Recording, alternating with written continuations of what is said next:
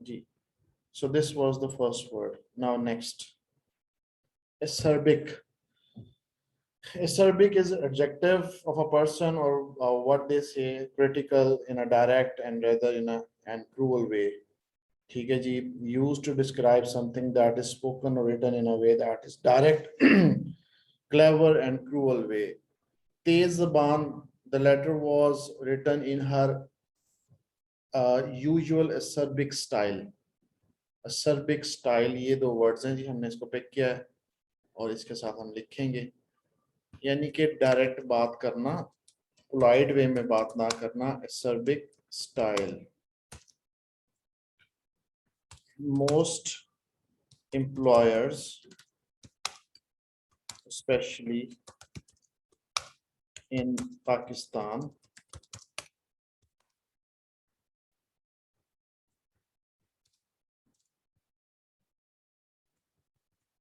use acerbic style of writing when they address their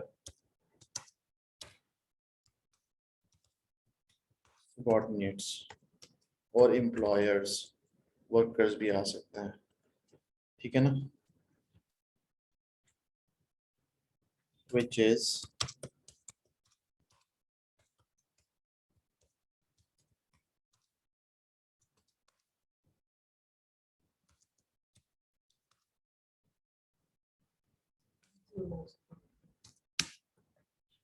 अच्छा जी. Most employers, ज्यादातर जो business person हैं वो उनकी जो राइटिंग का स्टाइल होता है असेर्बिक होता है, पोलाइट एक्सप्रेशंस नहीं करते, बिजनेस कम्युनिकेशन को माइंड में नहीं रखते और डायरेक्ट और इन्फ्लुएंशियल राइटिंग होती है नेगेटिव सेंस के अंदर, ठीक है जी. So this is how acerbic style को याद रखना है, खाली असेर्बिक वर्ड को अपने जहन में नहीं रखना. यूजुअल असेर्बिक स्टाइल है जी हार्ड, शार्प, माइल्ड. उसके बाद जरा इसकी प्रोनाउंसिएशन देख लेते हैं. Acerbic. acerbic, ठीक है जी. Next word acrid. acrid कहते हैं having strong bitter smell. अच्छा जी, स्मेल के साथ acrid का वर्ड है और उसमें बर्निंग फीलिंग होती है थ्रॉट के अंदर, ये इसका लिटरल मीनिंग है. The fog was yellow and acrid, ठीक है ना. अब ये फॉग के साथ दो एडजेक्टिव्स यूज किए गए हैं, येलो और acrid. यहाँ पे एक और चीज मैं आपको बताता जाऊँ. देखें, येलो एक कलर है, येलो कलर है, ये नाम है basically, name of a colour. और ये जो नेम क्या चीज होती है, मैंने आपको yesterday I told you, name is basically noun. अच्छा, when we use a noun before another noun, for example pencil, yellow pencil. अब यहाँ पे येलो जो सा एक एडजेक्टिव के तौर पे चल रहा है and this is called proper adjective. Proper noun होता है ना, इस तरह प्रॉपर एडजेक्टिव, तो this is called proper adjective. यहाँ पे जो कंप्लीट नाउन फ्रेज होगा वो आएगा a yellow pencil. This is how you will write down. Simply yellow pencil नहीं लिखेंगे, a yellow pencil. Pencil countable, ठीक है, इसको गिन सकते हैं और सिंगुलर है, इसलिए यहाँ पे इसका डिटेल लेक्चर ना आफ्टर 3-4 डेज आएगा इंशाल्लाह, जब हम पार्ट्स ऑफ स्पीच को डिस्कस करेंगे राइटिंग ग्रामर के सेक्शंस के अंदर. But this is important when you are crafting long sentences and you are heading to score 8777 band or 7 or above band in IELTS writing. So we shall discuss all these kind of things. अच्छा जी, उसके बाद next बात करते हैं जी. Acrid fog है, acrid smoke है, burning है, स्ट्रिंगिंग है, तो यहाँ पे we will write down acrid fog and acrid smoke. Smoke क्या होता है, इस चीज को कहते हैं क्लिपिंग नहीं, एक होता है ब्लेंडिंग. ब्लेंडिंग एक वर्ड, क्लिपिंग होता है एक वर्ड होता है. क्लिपिंग तो वो होता है कि जब हम हस्बैंड को भाभी कहते हैं, ब्रदर को ब्रो कहते हैं, ठीक है ना. इसमें दो मर्ज करते हैं हम वर्ड्स को. एक है smoke, S M. Sir compounding. Compounding भी नहीं होता यार, फोर वर्ड है इसके लिए, स्मोक है और एक है जी फोक। इसका एफ काट दें और इसका के ही काट दें तो ये बन जाता है स्मोक। ठीक है, तो एस एम ओ यहां से पकड़े, जी इसका पकड़ के तो स्मोक बन जाता है। तो इस तरीके से यू विल राइट डाउन। अच्छा जी, नेक्स्ट देखते हैं एक्रिडिटी। ये इसका बेसिकली एडवर्ब है। Now you will see, so the last word आज का जो सा है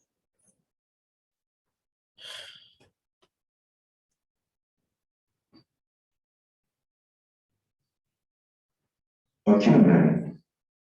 एक्यूमेन। एक्यूमेन किसको कहते हैं? जो बंदा तेज हो, ability to understand and decide things quickly and well। तेज फहम तो उर्दू ना देखा करो, वो तो सिर्फ बिल्कुल जब समझ ना आ रही हो ना। किसी वर्ड का मीनिंग नहीं होता याद रखना, वर्ड्स की डेफिनेशंस होती हैं, उसकी एक्सप्लेनेशन होती है कि वर्ड है क्या। ठीक है, तो इसका एक और वर्ड है एफिशनाडो। मेरे ख्याल में ये एफिशनाडो और स्किलफुल। ठीक है जी, और एक्सपर्ट। ठीक है, अब इसके ऑपोजिट वर्ड्स क्या हैं? यानी कि जो बंदा तेज हो इसको आप यूं कर लें, एक्सपर्ट के बाद इंटेलिजेंट कर लें। ठीक है जी, अब ये वो बंदे के जो स्किलफुल होते हैं, तेज होते हैं। अच्छा, ये पाकिस्तान में जो क्लेवर वर्ड है ना, ये यूज होता है अक्सर नेगेटिव कॉनोटेशन में, लेकिन बाहर के मालिक में स्मार्ट को भी क्लेवर कहते हैं। ठीक है ना, अगर वो कह दें आप यू आर क्लेवर पर्सन, तो इसका मतलब नहीं कि वो आपको कोई नेगेटिव बात कर रहा है, वो आपकी तारीफ कर रहा होता है। पाकिस्तान में ये जो सी है ना, वो नेगेटिव में कि यार मुझे क्लेवर कह दिया इस बंदे ने। अच्छा जी, इसके ऑपोजिट कौन से वर्ड है? नाइव। एक वर्ड है आर्टलेस, एक वर्ड है क्रेजुलस। ठीक है ना, एक वर्ड है नाइव, आर्टलेस, क्रेजुलस। एक और वर्ड था इसका, ये वो होता है the person who can easily trick, जिसको आराम से आप जेन साजी भी कर लें और आराम से उसको धोखा दे दें, लोगों की बातों में आ जाए, जो स्किलफुल ना हो, सीधा साधा बंदा जिनसा हो, उसको हम लोग कहते हैं। ये इसके एंटोनिम्स हैं इस वर्ड के। ठीक है जी, तो आज जो हमने वर्ड्स याद किए हैं इसको देखें। He had demonstrated considerable business acumen.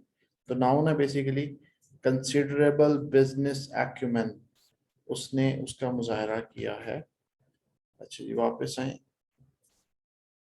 अब हमने क्या करना है कि we try to understand the meanings.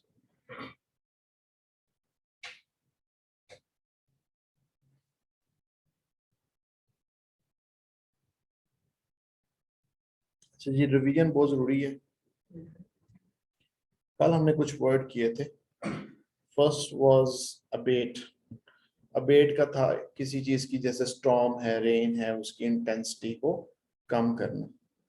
उसके बाद वर्ड था अबहॉर, नफरत करना। डिटेस्ट, हेट, नफरत करना। एब्स्टिनेंट था परहेज करना, एब्स्टिनेंस भी वर्ड था और एब्स्टिनेंट भी वर्ड था। एब्स्ट्रैक्ट, दो मीनिंग थे। एक तो जो हम लोग लिखते हैं किसी रिसर्च आर्टिकल से पहले एब्स्ट्रैक्ट, और दूसरा ये था कि जो वाजिया ना हो, जैसे एब्स्ट्रैक्ट आर्ट है। ठीक है ना, तो दो मीनिंग्स इसके थे। उसके बाद आज जो सा था, हमने जो फर्स्ट वर्ड किया एक्लेड, इसका मतलब है कि किसी को अप्रिशिएट भी करना, अप्रूव भी करना, उसको तरक्की वगैरह देना। एसर्बिक स्टाइल, नेगेटिव सेंस में तेज, तुंदो तेज, जिसे कहते हैं बदतमीजी वाला। ठीक है ना, उस सेंस में। एक्रेड स्मोक है, फोग है। ठीक है ना, एक्रेड के साथ। और एक्यूमेन कहते हैं किसी चीज का, एफिशनाडो जो एक्सपर्ट बंदा है उसको हम एक्यूमेन, इंटेलिजेंट है, स्मार्ट है, किसी स्किलफुल पर्सन है, उसको एक्यूमेन कहते हैं। So these are 8 words. Tomorrow we shall learn next 4 words, right? But in the end, एक आखिरी चीज जो सी हमने करनी है, एवरीडे इडियम्स हमारे चल रहे थे, तो उसमें आज हम एक नया इडियम देखते हैं। ये इडियम्स भी, इडियोमेटिक एक्सप्रेशन भी जरूरी है। उसके बाद एक और चीज इंपॉर्टेंट है, दैट आर फ्रेजल वर्ब्स। ठीक है ना, तो चलें जी जरा इसको देखते हैं, उसके बाद फिर हम आगे मूव करते हैं। ये इसके 2-3 एक्सरसाइजेस चैप्टर्स हो गए थे।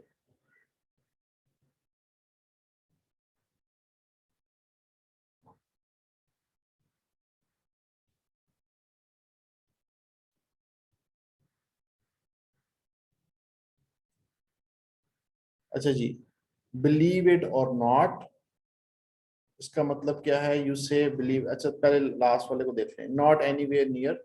We discuss that it means that कोई चीज के करीब भी नहीं आई। I have not done anywhere near enough work to pass the exam. मैंने जो एग्जाम के लिए तैयारी चाहिए थी उसके पास पास भी उसको नहीं किया। बिलीव इट और not, it means that you say believe it or not when you are referring to something that is true, surprising or unlikely. आप कहते हैं मेरी बात का यकीन करें या ना करें, हर वक्त लंदन में बेसिकली बारिश नहीं होती।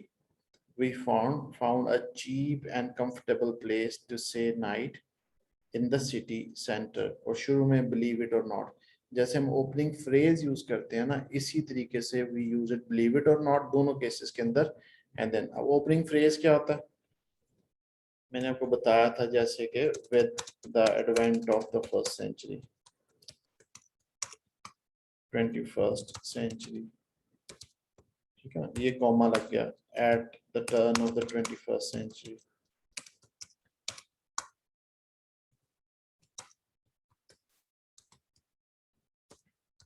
उसके बाद इनएक्चुअलिटी। So these are opening phrases। तो यहाँ पे आप ऐड कर लें believe it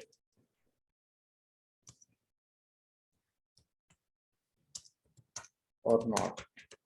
This is again, then you write down a statement। ठीक है जी। इसके बाद कुछ चीजें हमने और भी याद की थी। एक हमने याद किया था बेसिकली, एक हमने डिस्कस किया था आई ड्रेड टू थिंक। ठीक है जी। एक याद किया था फैट चांस। एक याद किया था दैट वाज मोर और लेस मीनिंग, उसका था गिव और टेक। एग्जैक्टली, गिव और टेक। तो मैं रिपीट करता हूँ, जब आप एम्फोसिस कर रहे हैं basically I dread to think और आई हेट टू थिंक, ये दो इडियोमेटिक एक्सप्रेशंस हैं। फैट चांस मतलब नो चांस, गिव और टेक अप्रॉक्सीमेटली, ये इस सेंस में यूज होते हैं। तो चलें जी, आज के सेशन में इतना ही। कल से मैंने आप लोगों से सुनना शुरू कर देने। तो तरीकाकार ये है कि आप लोग, इसकी रिकॉर्डिंग भी आपके पास आ जाएगी, आप लोगों ने किसी पेज पे लिखते जाएं इनके मीनिंग्स वगैरह, सेंटेंसेस भी बनाएं। Try to make 2 sentences at least 1 उसके जो है। अच्छा, उसके अलावा अगर आपको मेरी वेबसाइट से एक्सेस करने हैं तो सिंपल मेरी वेबसाइट पे आए। ये मतलब ओपन सोर्स है, इसमें किसी किस्म की रिस्ट्रिक्शन नहीं लगी हुई। यहाँ पे स्टेप अप योर वोकैबुलरी, और 100 तो हम कंप्लीट कर चुके हैं। अब ये 101 to 200 इस तरह हम लोग करें, और जैसे ये तकरीबन कंप्लीट होगा उसके बाद हम दोबारा से 1000 के बाद या 500 के बाद दोबारा से इनको रिवाइज करेंगे। ठीक है जी। So you can open these links and you can see the meanings as well. चलें जी, इट इज 7, सी यू इंशाल्लाह टुमारो। टिल देन, अल्लाह हाफिज। If you want to ask any question, any one of you, you may please, any regarding any of the word जो कि हम discuss किए उससे मुताल्लिक, या vocabulary building या कुछ भी इससे मुताल्लिक।